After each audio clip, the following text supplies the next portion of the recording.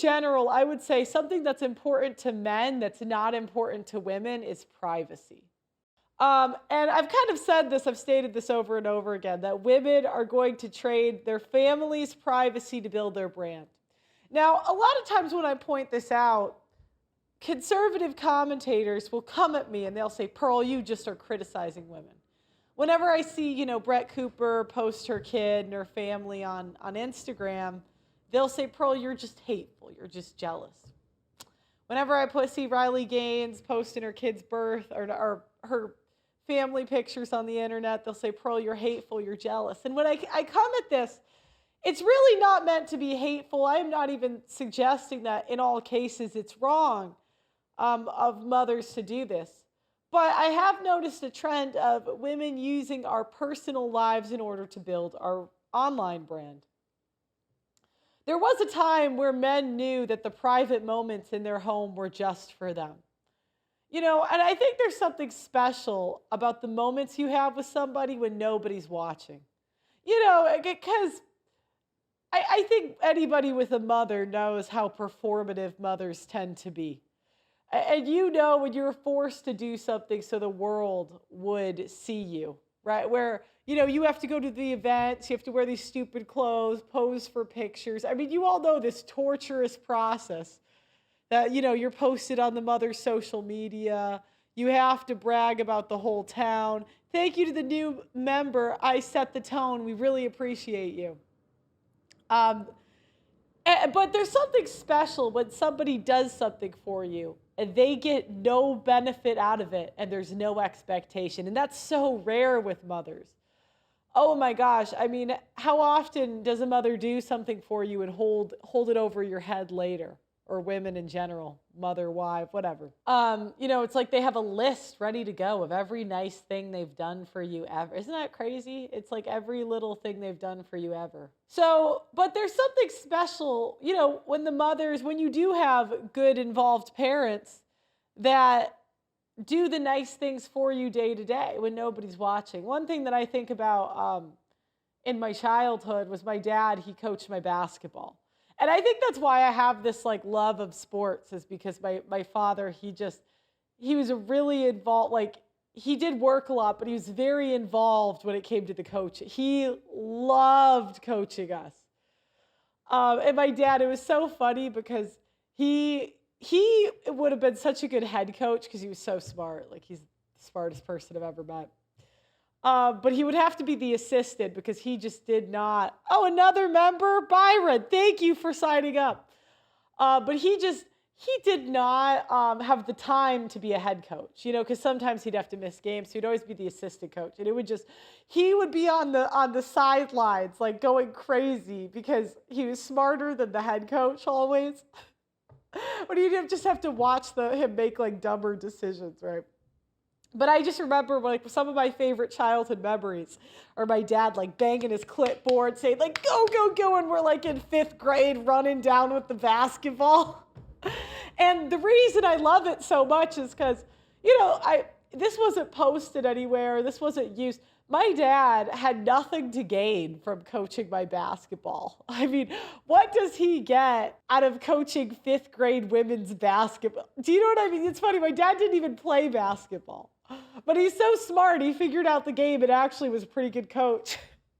And to this day, if you ask my father, he still is so proud of these trophies. It's so funny. He'll still brag about these game-winning he can tell you the score. But there's something about that, right? There's something about those special moments that are just for you guys, where they got nothing out of it.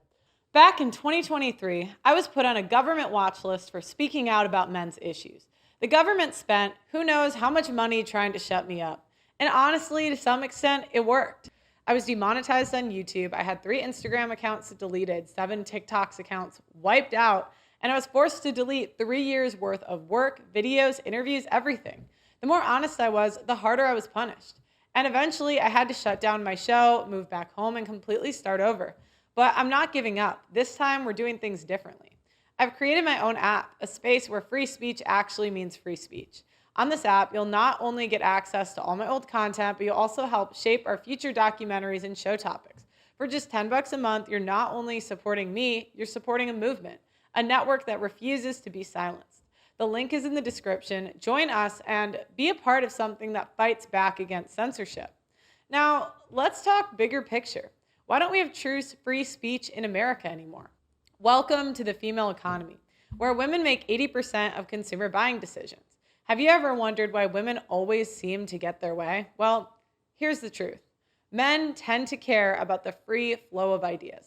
Men can separate an idea from the person who said it. But women, on the other hand, have learned that they can control what gets said by controlling what gets funded.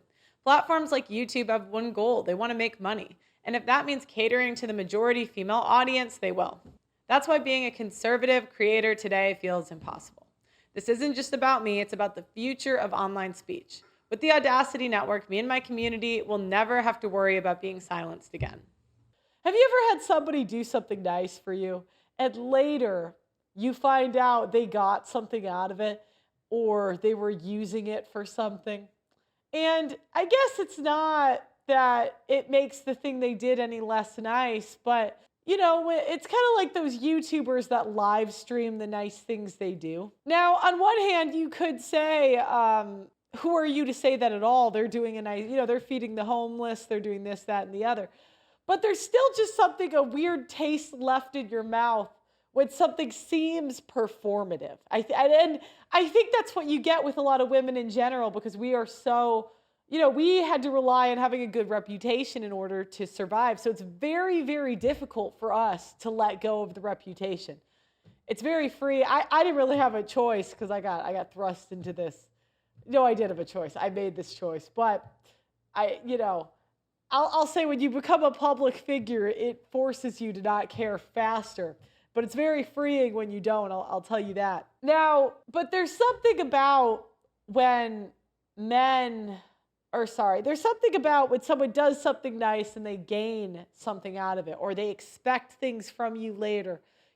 I did this nice thing, now you have to do that nice thing. Now, a good person will reciprocate where they can, but nobody wants to feel like they have to do something because you accepted niceness from them. So I think that makes the private moments at home even more special. But unfortunately, now that all women are being given smartphones, all women are buying and addicted to smartphones, privacy has now become a thing of the past. Not only does everybody have a smartphone and a camera, but we have 4K video evidence. And cameras can be recorded where, imagine, guys, if you're approached by a woman in public, you might think that you're being recorded, right? We can't even approach each other in public anymore without knowing, is this a YouTube prank? Is this that? And someone that does public interviews, I'm not here to criticize it, but I can kind of observe where this is going. I can see where this is headed. And I think what a lot of other commentators miss when they're covering this kind of thing is they don't see the forest through the trees. I know that social media is a pipeline for divorce and OnlyFans. Divorce, OnlyFans, prostitution. That is what social media is. Because you might, as a young woman, have a nice, cute little vlog channel. I mean, if I was out here in a bikini stream or something, it would get way more views. I mean, we just find out the more naked we get, the more views we get. So the incentives just are not great on social media. And we saw that with Sophie Rain. When she was young, she was just a guest on David Dobrik's vlogs. Her parents probably thought, oh, okay, she's just doing these cute little vlogs, whatever. Now she's on OnlyFans.